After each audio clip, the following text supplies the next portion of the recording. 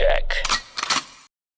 Hi guys, this is Press and of course, nandito naman si Press guys to share lang yung yung pick up natin last sa GS, which is the of course this unit, the MNP.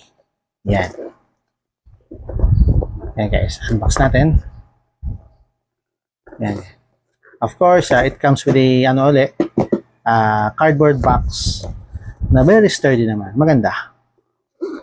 Yan, bilhin na lang kayo ng hard case. Yan. Yan, ano ba to? Ano ba to? So, unbox natin, guys. Yan. Ganda naman yung case niya. Yan. Okay. Of course, meron siyang lock, hindi mo ginagamit. Tapos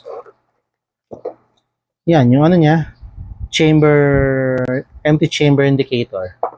Yan, nakalagay dito pagka para alam natin na wala naman. Yan, first the manual. Yan. Manual niya, sticker.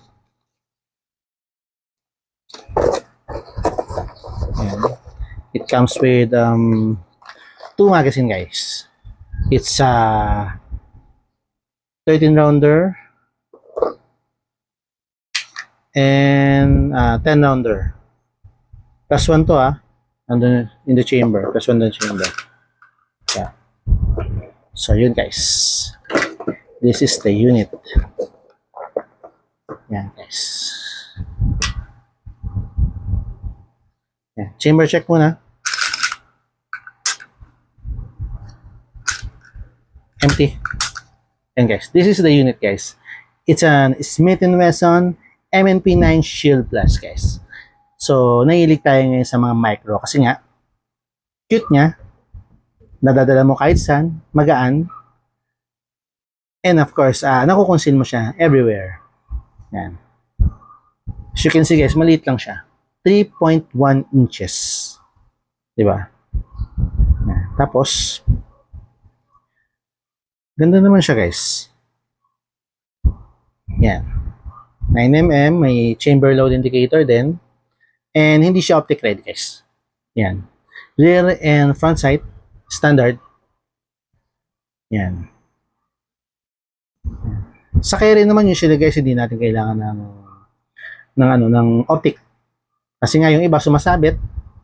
So, of course, it's a matter of preference. Meron ibang gusto, meron ibang ayaw. So, ako gusto ko option din, meron din optic pero wala. Pero in case syempre sa concealed carry option, mas okay yung wala. 'Di ba? You have to train in it lang. Syempre guys, ano siya?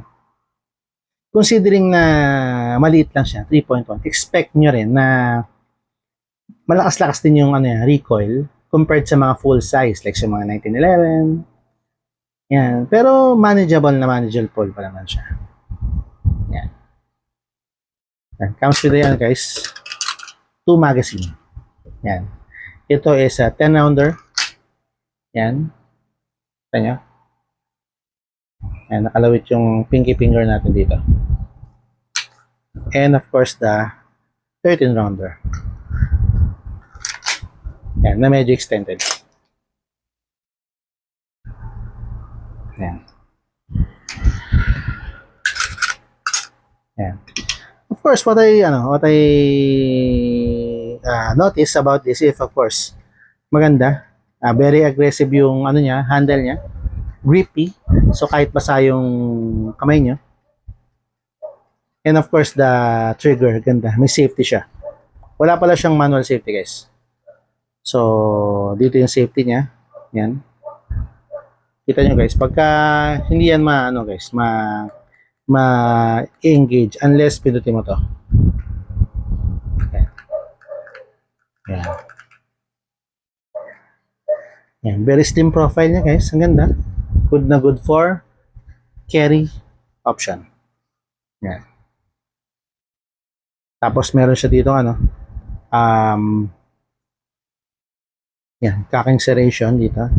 Meron din dito. Although maliit lang sa unahan. So, kaya naman. Kaya naman. Kaya naman siya. Tapos yung trigger niya, okay naman. Very, decent.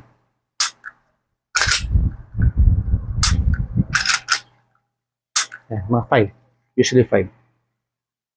Yan guys.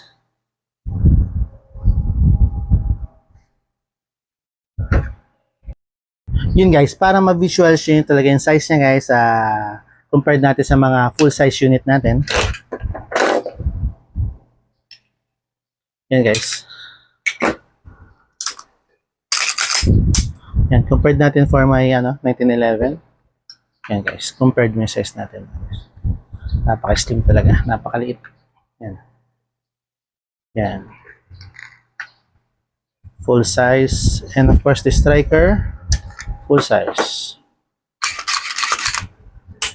Yan guys, kita nyo yung difference niya guys in terms sa size. Yan.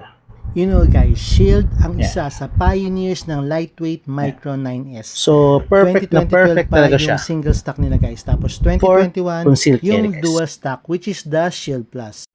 You get MNP duty reliability in a small package. You know guys, MNP means military and police. Kasi duty firearms ang heritage ng brand na yan, ng Smith & Wesson.